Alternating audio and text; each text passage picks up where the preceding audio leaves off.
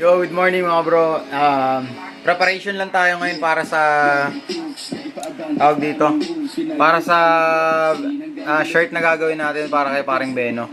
Yung panibagong logo ng Lightspear na neon green. So, ito yung mga materials natin, vinyl. Tapos dumating na rin yung 30 pieces na t-shirt na na in-order natin para mabuo natin yung t-shirt niya, no? So, babalikan natin ngayon.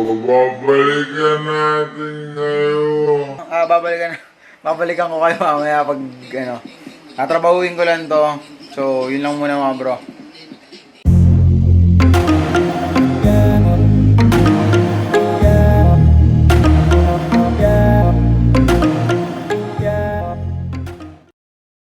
So, yun mga bro, no? Tapos na yung pagkakat ng cutting machine natin. So, ipipil naman natin siya para makita natin yung kung ano yung resulta ng kinat ng machine natin.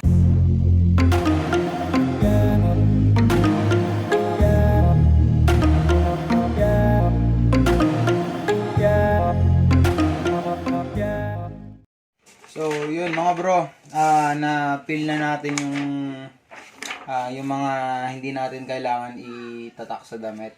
So, ito yung outcome niya after after natin i-peel or i-cut tapos i-peel natin. So, bali ang gagawin natin dito, i-press natin siya sa t-shirt. Yung pinakita natin nga kanina. So, yun lang, babalikan ko kayo pag i-press natin.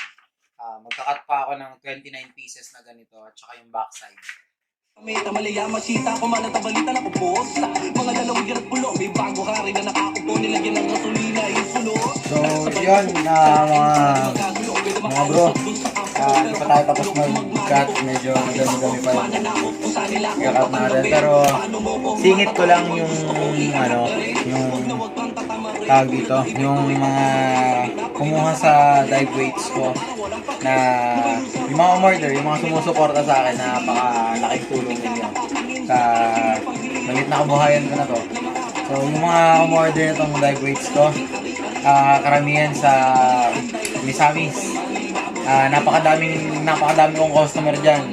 Shoutout kay John Doctora sa Spearfishing Mindanao. Bro, live safe. Congrats sa mga huli mong napakagaganda ng sukat. Napakagaganda din ng timbang. So, yun lang. Hindi ko kayo may isa-isa kasi sobrang madami talaga kayong order sa akin na taga Misamis. Pero hindi lang yun yung i-highlight ko. I-highlight ko din yung mga tropa na kahit na tropa ko na baliktad. Customer ko tapos nagiging tropa ko. Merong isa dyan sa Marinduque, si It's Boss Luis TV. Yan. Order lang yan sa akin.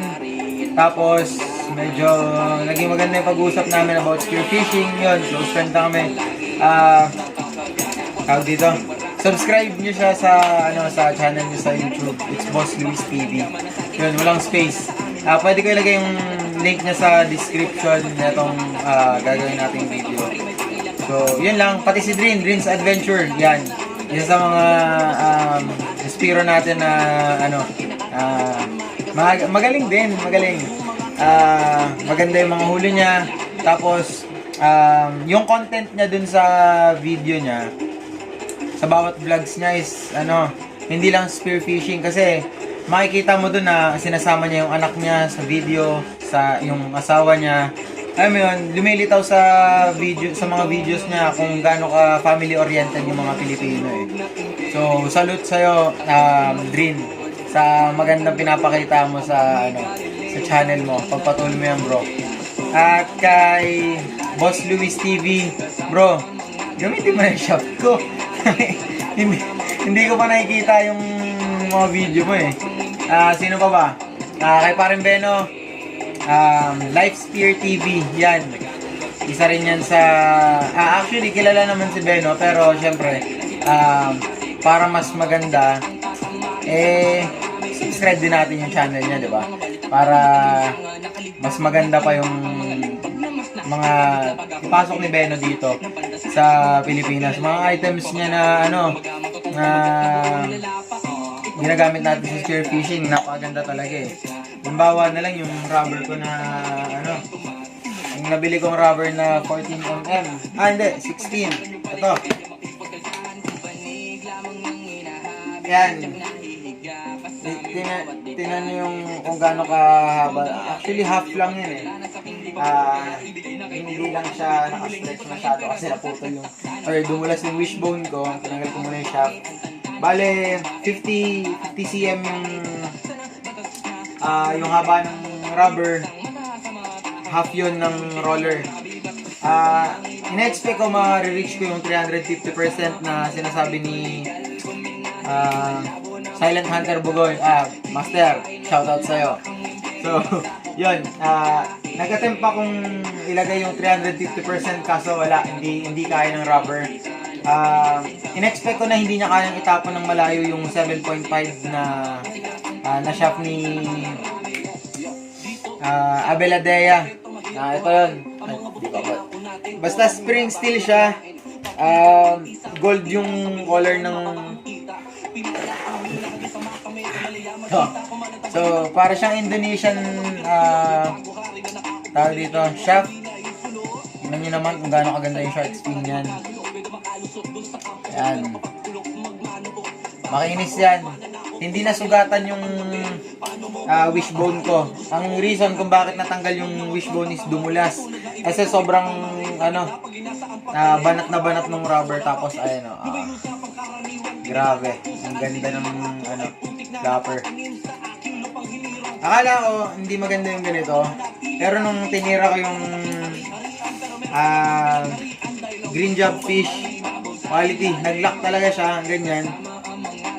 So, ayun. Marirecommend ko yan kung naghanap kayo ng good quality na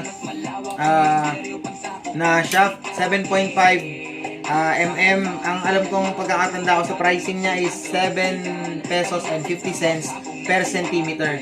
So, ang nangyari dito, 125 cm, around 900. Mahigit lang yung binayaran ko sa shop. Tapos, shipping, yun. Pero yung shipping nga niya, parang tinitipid niya, parang nahiya pa siya sa akin na pero since kumikita naman tayo ng maganda dahil maraming sumusuporta sa atin, hindi natin ginawa yun kasi alam natin na nangangailangan din siya. So binigay natin kung ano yung dapat na, yung dapat na matanggap niya sa pinagpaguran niya. Hindi sa parang nagmamataas ako na, ay, mapera to, ganyan-ganyan. Pwedeng sabihin sa akin yan na parang ang yabang ko kasi imbis na ito lang yung hiningi sa akin, nagbigay ako, hindi ganun. Ang core kasi ng spearfishing sa atin, mga bro, tulungan tayo kung sino yung nangangailangan, bigyan natin. Kung hindi naman tayo nahihirapan, di ba? Kung medyo maluwag naman tayo sa buhay, bakit hindi? Natutunan ko yan sa napakaraming tao. Kay Ronnie, paring Ronnie. Actually, dati nanghingi lang kami ng Dyneema sa kanya bago pa ako nagkaroon ng Daygan. Humingi lang kami actually, bibili kami nun ng Dyneema, 1 meter, tapos pinapunta niya kami doon, nakita namin yung mga panang naka-display. Nagustuhan ko yung roller, so binigyan niya ako ng good price. Yung good price na yon, binigyan niya pa ng discount, tapos nagbigay ako ng pang reel. Yung reel na bibilin ko, dapat pang 30 meters lang. Tapos parang, ewan ko, ano nangyari, pero sabi niya, gusto mo upgrade natin yung reel mo. So, instead na pang 30 meters lang siya, naging pang 50 meters siya without additional charges. So, yun lang. Yun yung, yung isa sa magandang nagawa ng spearfishing, or nakikita natin na hindi tayo nanlalamang or hindi nanlalamang yung mga tao sa spearfishing. Hindi ko nababanggatin kung meron man akong kilala na, alam niyo yun, alanganin, pero hindi tayo dapat mag-dwell dun Doon lang tayo sa positive side ng natin. So, yun lang. Bukod kay Bro Abeladea, marirecommend ko din sa paggawa ng spear gun si Den Balisado. Yan, quality rin yung mga gawa niyan na spear gun. Ganon din si Archie Marben. Yan yung mga taong marirecommend ko. Shoutout nga pala kay Bro Aijatopia. Bro, salamat sa pag-share ng channel ko. Maraming salamat. At sino pa ba? Sino pa ba pwede nating shoutout nga rin pala sa diving buddy ko, si Real Umanos. Bro, miss na kita. Miss ko na yung dive natin sa Malampaya kasama si parang Ronnie. Nakakamiss yung mga poste doon. So, ano pa bang natin? Pwede nating sabihin na pasasalamat para sa lahat ng sumuporta. At nga pala sa sa t-shirt natin na Life Sphere. Yan, chat nyo lang si parang Beno. Ito yung yung design niya. So, quality yan. Ilalaban ko ng patagalan yan sa ibang klase ng shirt or ibang printouts. Kasi based sa experience namin, kahit na i-washing mo siya ng ilang beses, matagal matanggal yung print. Hindi siya basta natutuklap or nagka-crack. Wag lang nating ibababad sa, let's say, nilabahan natin yung damit. Tapos patutuyin natin sa arawan. Wag. Hindi naman sa hindi maapektuhan yung print, pero ang inaalala natin diyan is yung quality ng damit. Kasi ang damit, nagfe-fade yan eh. Halimbawa, cotton shirt, blue corner. Kahit high-end or good quality yung blue corner na t-shirt, kapag sa initan talaga siya, especially yung mga black, nagfe-fade talaga siya. Dati ang gustong-gusto kong damit, blue corner. Yun talaga yung mga binibili kong damit, tapos tatatakan ko siya. Kaso habang tumatagal, makikita ko yung quality niya na nagfe-fade siya, so nag-switch ako sa dry fit. Yung dry fit, ang ganda niya kasi kahit naibilad mo siya sa initan, bukod sa mabilis na siyang matuyo, kasi nga manipis lang naman yung tela, maganda din kasi hindi siya nag-fade yung kulay. So, yun lang yung ma-add ko dito sa video natin. Yung malaking pasasalamat ko sa lahat ng sumuporta sa dive weights ko. Paring Beno na sumusuporta sa printing ko. Actually, sa mundo ng spearfishing, si Beno yung talagang nasupplyan ko ng napakaraming shirt nag-start pa to dun sa gold na life spear. Hindi ko alam kung nakailang batch kami dun, pero goods yun. Dami talaga nun. Binigyan niya pa ako ng project bago ako pumunta dito sa Jensan. Tapos eto, second batch ng bagong logo ng life spear, pang 60, bale total na 60 pieces. Nung last week, hindi last week parang first week ng February ko na napadala sa kanya. Tapos eto, sabi nung parang wala pang isang linggo, sabi niya sa akin 30 pesos ulit. So yun, nag-order agad tayo ng supplies natin ng damit, pero this time iba na yung dry fit niya. Iba yung shirt na dumating. Ito yung katulad sa t-shirt ng Team Red Sea. Ito yung legit na dry fit. Kasi yung first batch, ang naipadala natin is quality cotton. When you say quality cotton, talagang quality. Hindi siya yung katulad nung parang pucho-pucho na magdadagdag lang ng high quality sa description, high quality na. Hindi, ito, yun, maganda talaga. Kung gusto nyo malaman yung totoong quality, yung mga nabigyan, tanungin nyo, pwedeng mag-provide sila ng feedback about dun sa shirt. Mas maganda pa siya sa Gildan. Manipis na cotton, pero cotton talagang magandang klase, makinis, iba. Napakalayo niya sa blue corner. So, yun lang muna. Yun lang yung ma-adapt natin dito. Balikan ko kayo mamaya pag mag-press na tayo kasi madami-dami pa to. So, yun mga bro, yung front na pang-print natin, tapos na natin i-fill. So, ito na yung i-press natin mamaya. Tapos, ito na yung last piece ng pang-backside natin.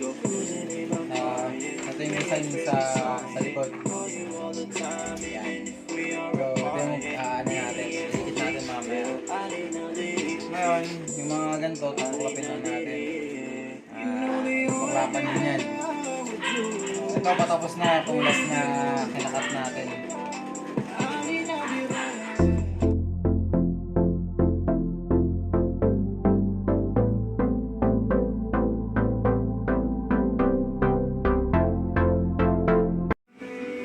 So, yun mga bro, natapos na tayo mag-cut, no? At time check tayo. 11 PM na ng gabi. 11 PM na ng gabi. Nagsimula tayo mga parang before lunch yata or after lunch yata tayo nagsimula. Medyo matrabaho din kasi talaga. Lalo na pag medyo detalyado yung kinakat natin, yung pagtutuklap pa ng mga gini. Pero yun nga, naka-prepare na yung heat press natin. So, painitin na natin siya, no? Para masimulan na natin yung printing. So, yun lang.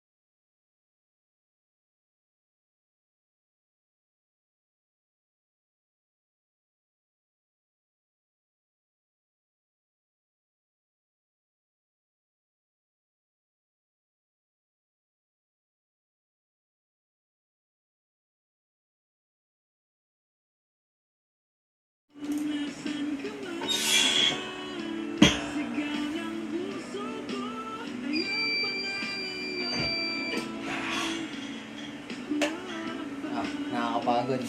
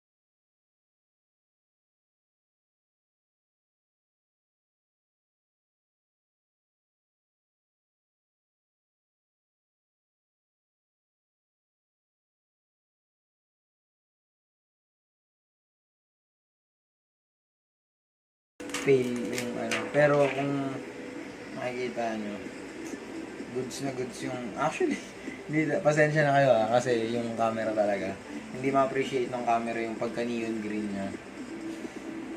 Di ko alam, baka, mag-take na lang ako ng picture neto sa camera ng asawa ko kasi yung camera niya medyo, maganda maganda yung quality ng camera niya. Nakukuha talaga yung actual color ng ng green. So, yun. Yan muna. Magpe-press tayo ulit. So, balikan ko kayo. So, yun mga bro, no? Tapos na yung first press natin na-press na natin yung front side tsaka yung back side. So, ang gagawin natin ngayon, painitin natin ulit yung heat press kasi nagpahinga ako kanina eh. Nakakapagod. 12:52 na ng madaling araw ngayon. Antayin lang natin ng minute to, tapos second press natin lahat para kapit na kapit yung print dun sa damit. Para, yun nga, gaya na sinabi ko kanina, kahit makailan laba or i-washing pa natin, hindi matatanggal yung yung print. So, quality yung magiging outcome niya. So, yun lang. Press muna tayo maya.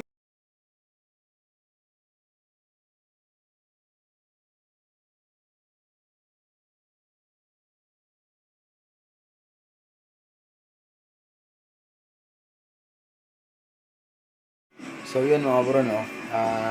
Natapos na rin natin yung pinapress natin na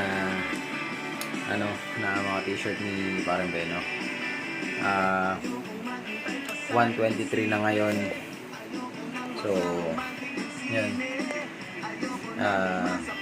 Medyo mahaba-haba yung naging process ng pag-print natin, pero all goods naman. So papakita ko sa inyo kung ano ba itsura ng quality ng shirt after.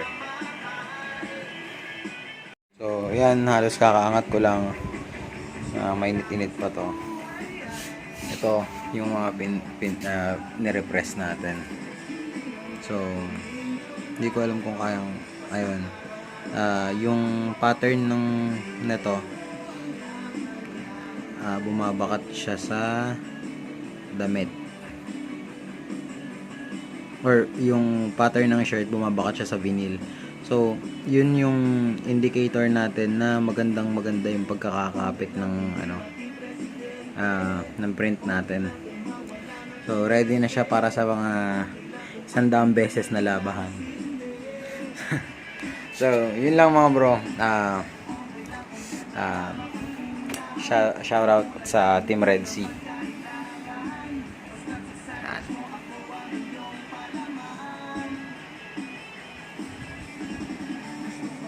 So, ngayon, maraming salamat Lifesphere sa another project na binigay mo sa akin.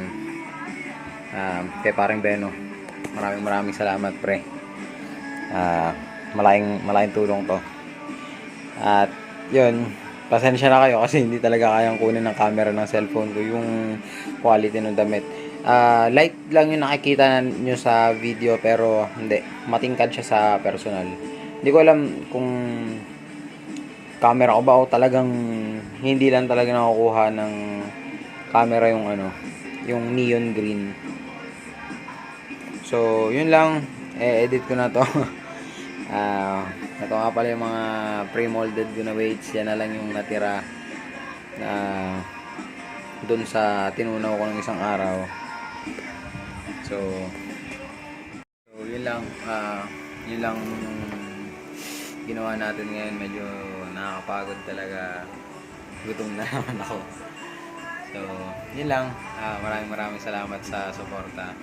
Sa mga viewers natin dyan, pa-subscribe naman po ng channel ko. Yung notification bell pa-click na rin po para sa mga susunod na uploads natin. Yung channel ko po is hindi lang para siya or hindi lang spearfishing yung mga content ko dun kasi marami. Meron pa akong cup press, t-shirt press, tsaka yung dive weights. Knowledge about spearfishing, spear guns, accessories, yan. Dadagdag ko rin yan sa content ko. Actually, medyo busy lang talaga ako. Meron kung tutusin, meron pa nga tayong handle. Ito, spear gun handle. Wood yung ilalagay nating palaman dito sa dalawang gilid na to. So, ayan, yan yung fabricated handle ko. Dito ako nasanay kasi yung handle ng spear gun ko ganito. Ayan.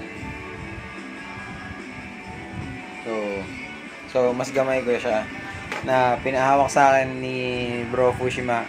Bro, shoutout sa'yo. Sana na-enjoy mo yung dive natin na yun.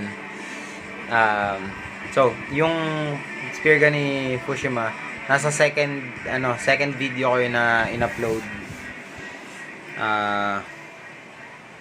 Tama ba? Second video. O third video ko. Basta yung spear gun na nireview ko na tigda 20,000. Yun yung total cost ng spear gun na yun. Inverted roller siya. Quality talaga. Napakagandang spear gun. Pero nung ginamit ko siya, since hindi ako sanay sa inverted, at the same time, yung specs ng spear gun ko, wala doon. Wala siyang fish collar. At basta iba yung grip ng ng gun ko kasi sa grip ng napakagandang pana na yun. So, parang hindi ako ready na gamitin siya. Pero, bro, Fushima, maraming salamat kasi pinagkatiwala mo sa akin yung gun mo, pinatesting mo sa akin. Na-load ko siya pero hindi ko siya na-testing na iputok. Pero, mukha namang quality sa presyo pala. So, yun lang. Yun lang yung pa-subscribe na lang ulit sa mga viewers natin dyan. Maraming salamat. Shoutout sa Team Red Sea, sa Spearfishing Philippines, sa Life Spear, Jensen Spiro, Bro Archie Marvin. Maraming salamat din sa pag-invite sa akin sa mga dive ninyo na napapasama ko. Yung dive natin sa Olanivan Island, magandang invita talaga yun para sa akin. So, yun lang, literal na, yun lang, last na. Maraming salamat sa lahat ng sumusuporta.